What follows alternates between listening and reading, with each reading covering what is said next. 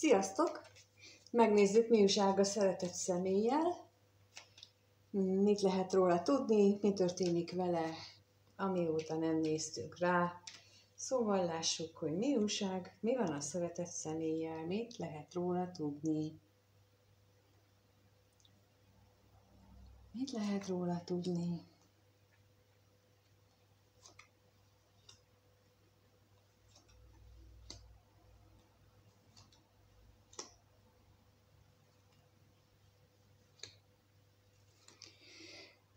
Hát úgy tűnik nekem, hogy annyira hiányzik neki a szerelem, vagy a maga olyan elárvult a szerelem nélkül, hogy abba bele tud betegedni, illetve nagyon-nagyon fél attól, amit ez benne, ez az érzés benne okoz.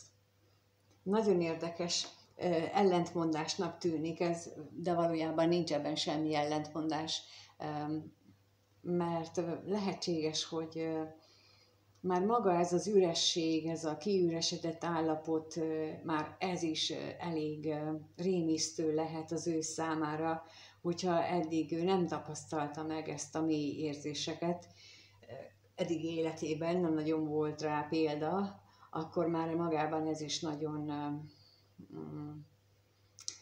furcsa, különleges lehet neki, és tényleg okozhat ilyen beteg érzést, tehát hogy azt hiszi magáról, hogy ő teljesen meg van hűlve, teljesen belebetegedett ebbe az egészbe, meg ez egyébként is hogy van, és ráadásul még, hogy ennek milyen egyéb hatásai lesznek, ha ebbe bele akarna gondolni, vagy ha ebbe időnként belegondol, hát attól meg aztán tényleg kirázhatja a hideg, és tényleg félhet tőle. Na de megnézzük, megkérdezzük azt, hogy mit jelent itt a halál, milyen változásra gondol itt ezzel kapcsolatosan.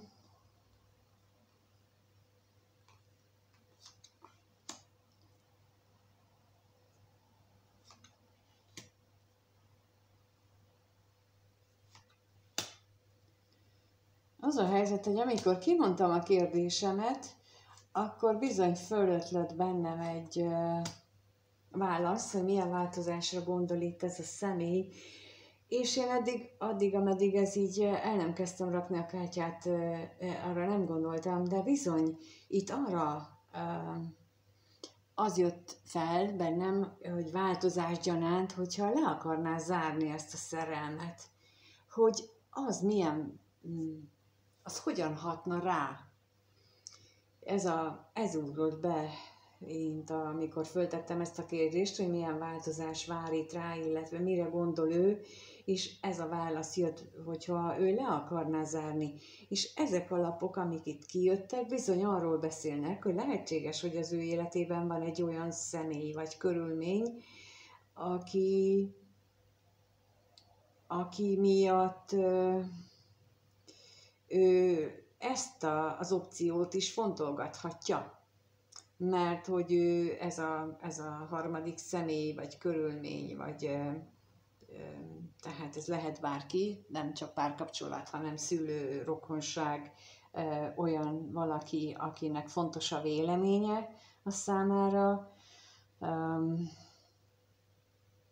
annak a hatására választhatná, vagyis hát fontolgatja azt, hogy ennek ellenére, hogy ő ürességet érez, ő mégis ezt az opciót választja, mert hogy még, és akkor itt ez a lényeg, mert hogy még mindig ennél a megfelelési kényszernél tart, hogy ennek a személynek ő meg akar felelni.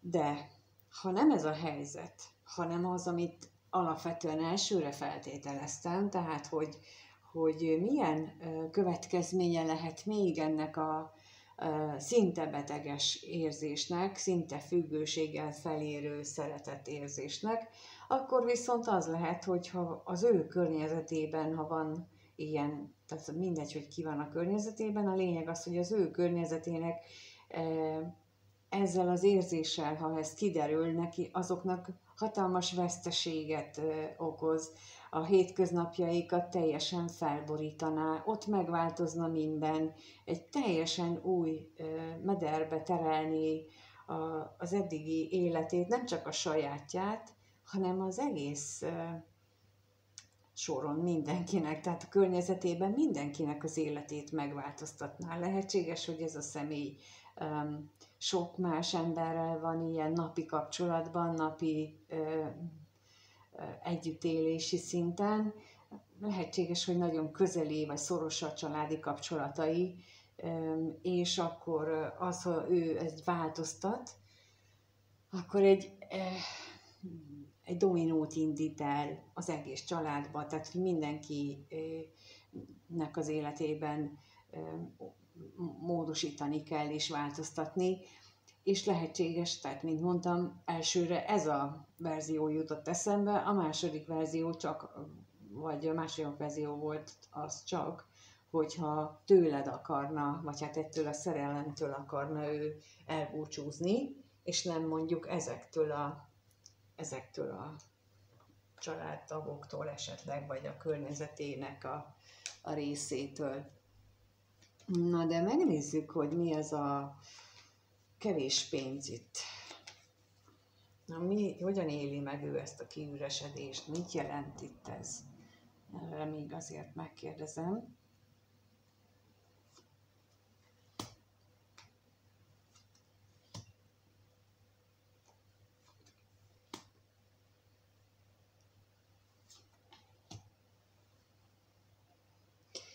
Igen, mert hogy annyira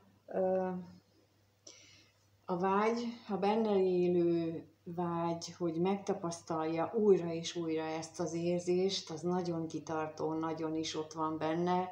Annak ellenére, hogy rengeteg akadállyal és nehézséggel kell szembenézni, és valószínűleg az egyik ilyen akadály és nehézség az, hogy távolság van az ő szeretetének tárgyától, vagy hát nincsenek együtt, akkor inkább így mondom. Lehet, hogy érzelmileg nem tudnak még egy hullámhosszra kerülni, vagy fizikailag nem tudnak, és ezért érzi ilyen elhagyatva magát.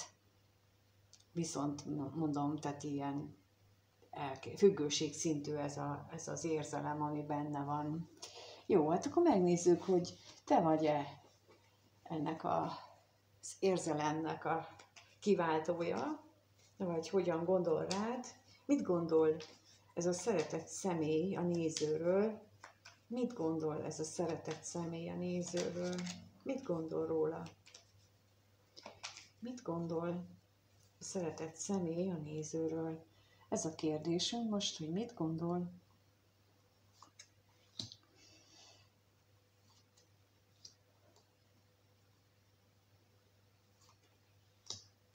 Mit gondol a szeretett személy a nézőről?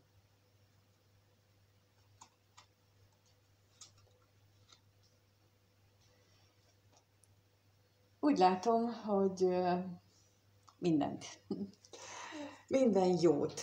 Csupa jót. Tehát itt ez egy gyönyörűségesen szép lapok mindegyike. Lehetséges, hogy az a személy, aki te vagy, idősebb vagy tőle, vagy legalábbis tapasztaltabb élettapasztalattal, nagyobb élettapasztalattal rendelkezel, ezt is gondolja. Másrészt azt is gondolja, hogy te vagy a csodálatos számára, te vagy az a személy számára, akire ő egész életében vágyott, és te vagy az a személy, aki szerencsét hozol neki, aki olyan értékeket mutattál meg akár a saját életeddel, példáddal, amiről neki korábban fogalma sem volt, és ez az egész olyan váratlanul érhette, hogy szinte fejbe kólintotta, de nem negatív értelemben, hanem pozitív értelemben. Na és akkor itt megkérdezzük, hogy mit jelent itt a váratlan öröm. Mit mutat itt a váratlan öröm?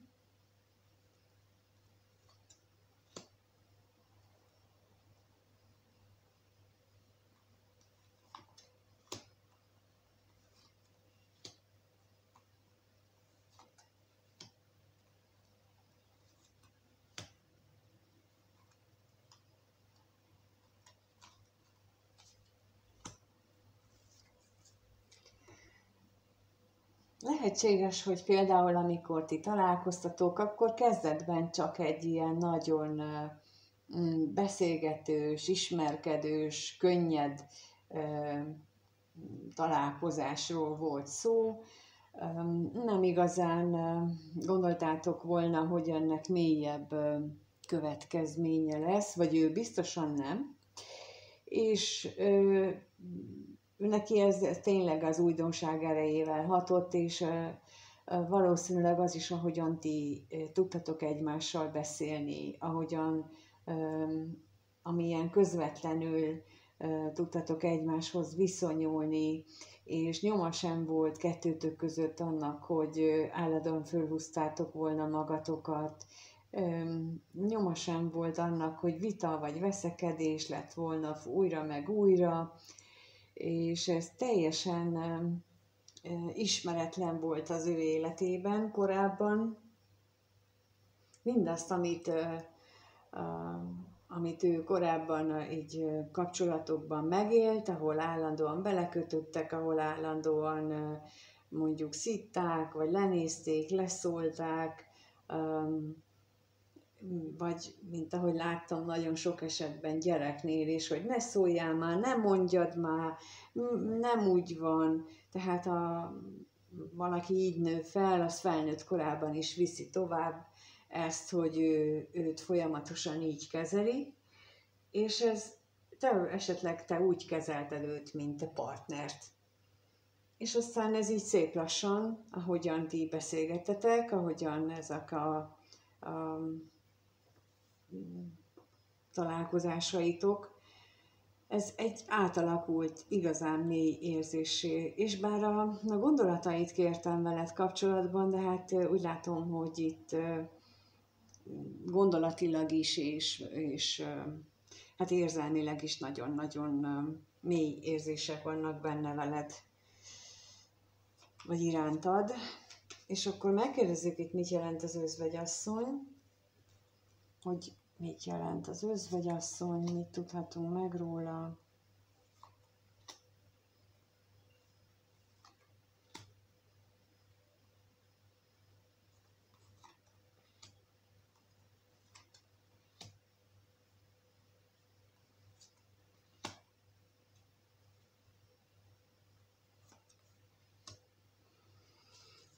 Hát lehetséges, hogy valóban egy érettebb személy vagy, és ez kezdetben, vagy lehet, hogy még most is, ez azért problémát okoz neki. Lehet, hogy nem beszél róla. Talán még sosem említette, nem is említette, de a tarkója hátulján, ott valahol a kisagy környékén, ott a legkisebb zúgban, mégis ott van benne egy olyan érzés, amitől te lenyűgözöd őt. És olyan módon nyűgözöd le, hogy ugyanakkor nagyon vágyik is erre. Tehát itt, ahogyan itt te partnerként kezelted, és ez a ti kapcsolatotok szép lassan ebből a haverkodásos jellegű kapcsolódásból átalakult mély érzéseké. Itt meg azt mutatják a lapok nekem, hogy a múltban lehet, hogy ő például, vagy kezdetben, lehet, hogy ő félt a te tapasztalataitól, vagy a tapasztaltságottól, félt attól, hogy te is úgy lekezeled, például, mint ahogy az előbb mondtam, hogy így, mint ahogyan őt esetleg mindenki más is, és erre nem ez történt, és hanem azt tapasztalja, hogy jó vele találkozni, és szinte már betegessé vált nála az érzés, hogy ő veled beszélgetne, hogy ő veled találkozna, hogy ő veled élné meg ezeket a dolgokat. Igen, ám, de lehetséges, hogy neki ehhez bizonyos dolgokat meg kell változtatni magában. Lehetséges az, hogy például itt, amit én mondtam az előbb, hogy őt mondjuk úgy kezelhették, hogy nem vették komolyan, lehet, hogy nem sokat adtak a véleményére, a szavára, és ez bizony kihatással van az ő életére, és ezt neki most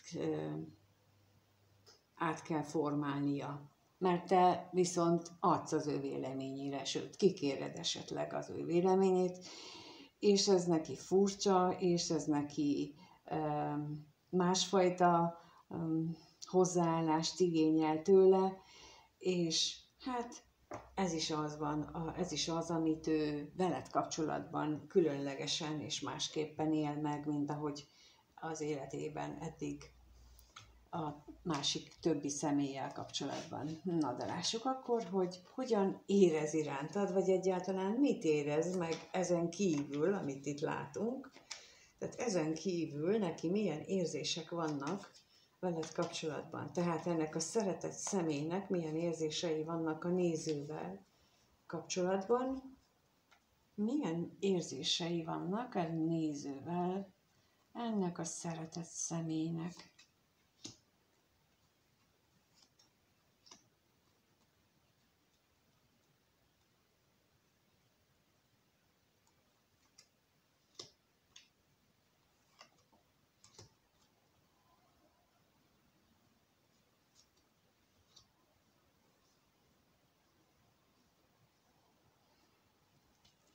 A legszebb kincs vagy az életében, ez jött így közben, ez a mondat, ahogy kiraktam az első lapot, hogy a legszebb kincs vagy, amit ő valaha is kapott.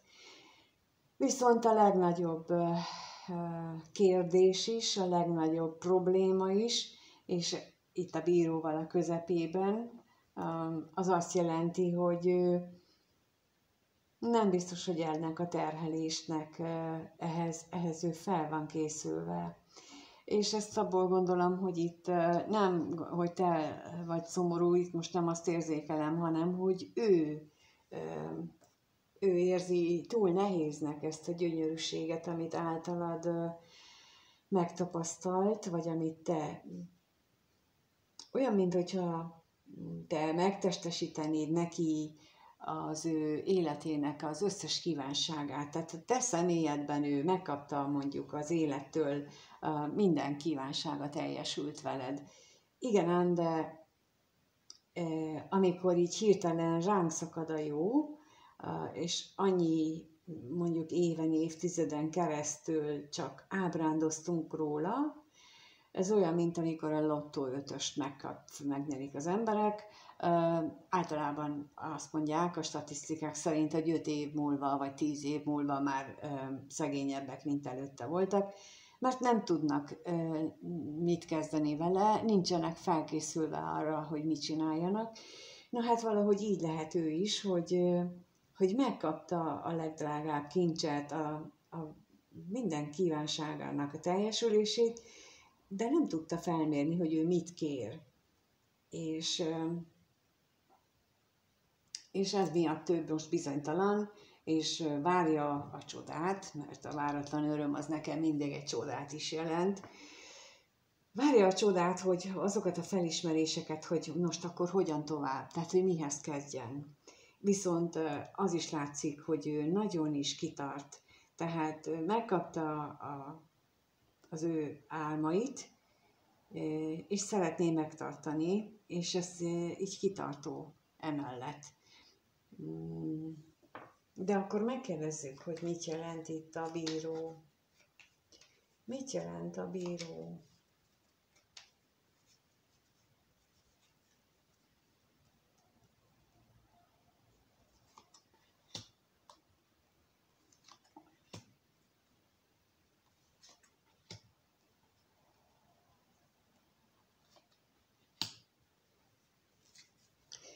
lehetséges, hogy neki vannak olyan kötelezettségei, amelyeket, amelyeket nem könnyű lezárni, vagy amelyeken nem könnyű neki túllépni. Ezek lehetnek, ezek a kötelezettségek egy olyan élethelyzetből is, ami teljesen normális volt eddig, mármint az ő életében is, egy teljesen szokványos élethelyzet, és lehetnek olyanok is, hogy van kapcsolata, vagy családjával összefüggésben, és ez még jobban nehezíti azt a helyzetet, hogy most meg ott vagy te, aki mindent is meg tudnál neki adni, és láttuk az előbb, hogy ő ezzel tisztában van, hogy tőled mindent megkapna, illetve meg is kap, és állandóan veled szeretne lenni emiatt, hogy ő mindent megkap, de nem tudja, hogy ezt hogyan oldja meg. Hát igen. És akkor ehhez tényleg kellene neki egy csoda. Hát illetve nem egy csoda kellene, hanem valószínűleg hallgatni kellene a belső hangjára. Mert itt azt hiszem, hogy mivel itt az égiek beavatkozásának alapja, és nekem ez mindig azt jelenti, hogy itt neki ezt az elbizonytalanodást, ezt neki muszáj megoldania ahhoz, hogy ti együtt tudjatok lenni. Tehát neki ez egy életfeladata, neki ez egy karmikus feladata, hogy ezt megoldja.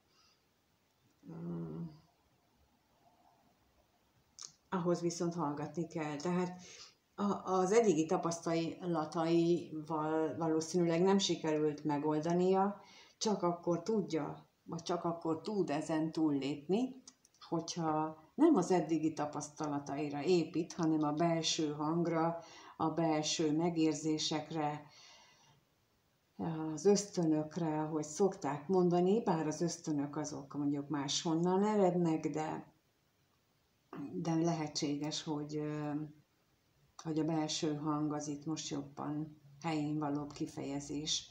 Tehát, hogy ő neki a fejlettesényére kellene hallgatnia, meghallania, hogy merre kell menni, és kellő bátorsággal kellene rendelkeznie ahhoz, hogy azt végre is hajtsa. És ez bizony nagyon-nagyon sok mindenkinél hiányzik, amikor a nagy lépést, a nagy döntést meg kell tenni, addig tapasztalom, hogy nagyon nagy a szavakban a bátorság, az nagyon mindenki bátor, de nagyon kevesen teszik meg. És ez leginkább ott mérhető le, hogy amikor például az embereknek olyan, vagy hát a kurzuson résztvevőknek, vagy például a hozzáfordulóknak azt mondom, hogy ezt meg ezt csinálja, akkor látom, meg hallom, meg leginkább érzékelem az energiaszintjükön azt az energiát, hogy ez hülyeség. És gyakran el szoktam mondani, akik jönnek hozzám, hogy én azért is ragaszkodom az élő szavas konzultációhoz, mert én azokat az energiákat érzékelni akarom, és pillanatok alatt átjön az, hogy hogyan reagálják le, az, hogy nem nyitottak, hogy hiába mondok valamit, és csak pattan le, és tol el magától, és nagyon sokszor fél órákat is beszélek, mire elkezd valaki megnyílni, és itt például ezt érzem őnála is, hogy ő nem nyitott erre, hogy változtasson, nem nyitott arra, hogy meghallja a felső bényének a szavait, a tanácsát, és pedig hát kellene, de itt ez lenne az egész. Viszont, hogyha ez neki égi feladat, vagy életfeladat, és az égiek támogatják ebben, akkor abban is fogják támogatni, hogy lesz hozzá bátorság, akkor megjön hozzá az az energia, ami egyszer csak átüti azt a falat. Mint ahogy én is például kitartóan mondom újra jobbról, balról, középről a dolgokat, és egyszer csak így sikerül kinyitni egy rést a falon, amit gyakran felhúznak, mert nem akarunk, teljesen normális viselkedés ez, hogy nem akarunk a félelmeinkkel, a szégyenünkkel, a korábbi gondolatainkkal szembenézni. Én ugyanígy voltam, és nagyon-nagyon nehéz. De ez a személy is így van, és meg fogja csinálni. Látom, érzékelem, hogy meg fogja csinálni, mert nagyon nagy az égi akarat, hogy ő ezt most megcsinálja. Úgyhogy megnézzük, hogy akkor a következő néhány napban mi történik. Egy hétben ez a személy halad-e előre, hogyan halad, irányodba, jön-e, találkoztok-e, lesz-e találkozás, beszélgetés, kommunikáció a szeretett személy és a néző részéről.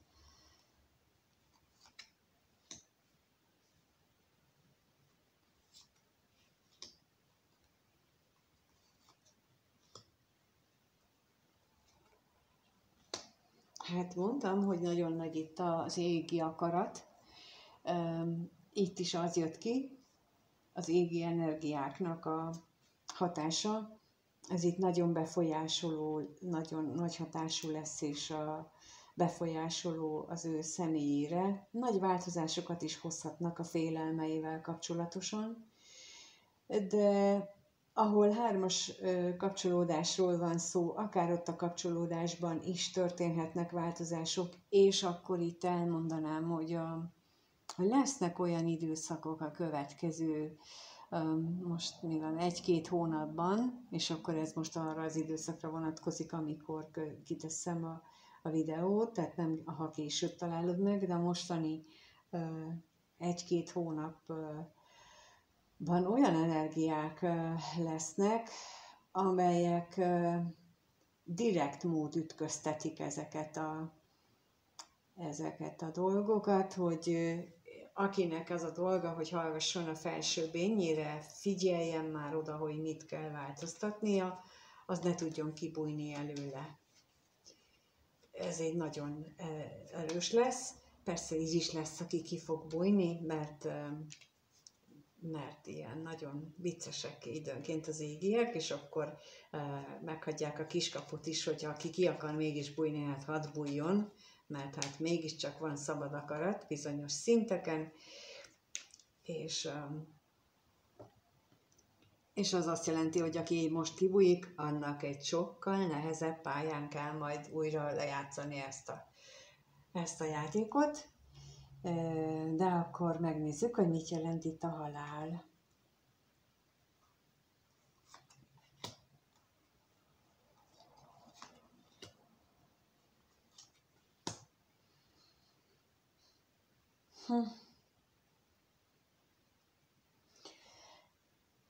Mátyás királyféle dolog, van is, meg nincs is, kitartó is, meg nem is. Szóval, hogy itt nem azt látom, hogy arról beszélnének a lapok, hogy jó, de jó, lesz közöttetek találkozás. Tehát nem, ezt nem mondhatom így el egyértelműen, legalábbis egyelőre nem, de akkor megnézzük, hogy mit jelent a féltékenység. Lesz-e itt találkozás vajon, vagy?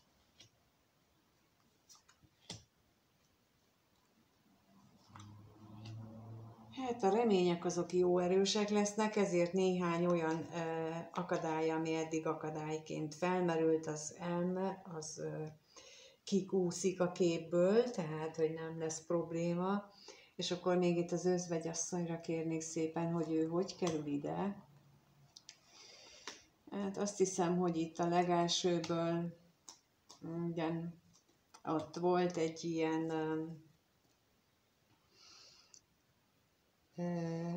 a régi hitmintáknak a megváltozásával kapcsolatosan, tehát hogy ott problémák is lehetnek azzal, akinél vannak ilyen akadályozó tényezők, ugyanakkor pedig megjelensz itt, hogy nagyon-nagyon vágyik erre a jó együttlétre, és ez mindenféle értelemben értsük ezt az együttlétet, a testileg, lelkileg, mindenre. Úgyhogy megint azt tudom mondani, hogy ezt így nem mondhatom, hogy a nézők mindenkinél lehetséges a találkozás, sokkal inkább az, hogy nagyon nagy a vágy rá, hogy legyen találkozás, és ahol ezt az égiek jónak látják, vagy előre mozdítónak, ott lesz. És csak is kizárólag az egyetlen